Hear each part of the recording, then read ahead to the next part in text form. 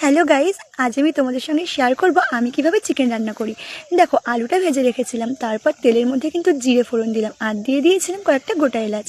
এই দেখো, এখানে দিয়ে দিলাম কেটে রাখা পেঁয়াজ কুচি আর তোমার ক্যাপসিকাম কুচিটা, দিয়ে দিলাম পরিমাণ মতো লবণ, আর তারপর তোমার দিয়ে দিলাম আদা রসুনের যে পেস্ট আছে না, সেটাও দিচ্ছিলাম। দিয়ে কিন্তু সব কিছুকে একবার আমি ভালোভাবে নেড়ে চেড়ে নিলাম।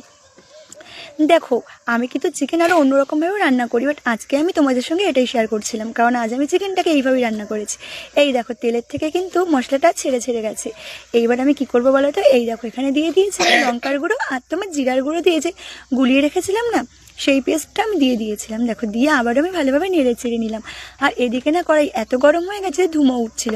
এই দেখো, তেল থেকে কিন্তু মশলাটা আবার ছেড়ে গিয়েছে। এবার কিন্তু চিকেনটা নিয়ে আমি এই কষানো মশলার মধ্যে দিয়ে দেবো। এই দেখো, দেওয়ার পর এখন কিন্তু আমি আবারও ভালোভাবে নেড়ে চেড়ে নেব। সব কিছু একসঙ্গে ভালো করে মিশে যাওয়ার পর এই দেখো, দেখেছো এখানে কিন্তু একটু জল জলও ছেড়ে দিয়েছে। এবার দেখো, আমি কিন্তু এখানে ঢাকনা চাপা দিয়ে দেবো। এটা কিন্তু যতক্ষণ হচ্ছিল আমি একটু ওঘর থেকে ঘুরে এলাম। যাই হোক, ঢাকনাটা খুলেছি। এই দেখো, মাংসটা কিন্তু কষে কষে গেছে। এবার এটা কষা হয়ে যাওয়ার পরে আমি কি করব বলো তো, এবার কিন্তু দিয়ে দেবো জল। এই দেখো, জল দিয়ে কিন্তু আমি আবারও ঢেকে দিলাম।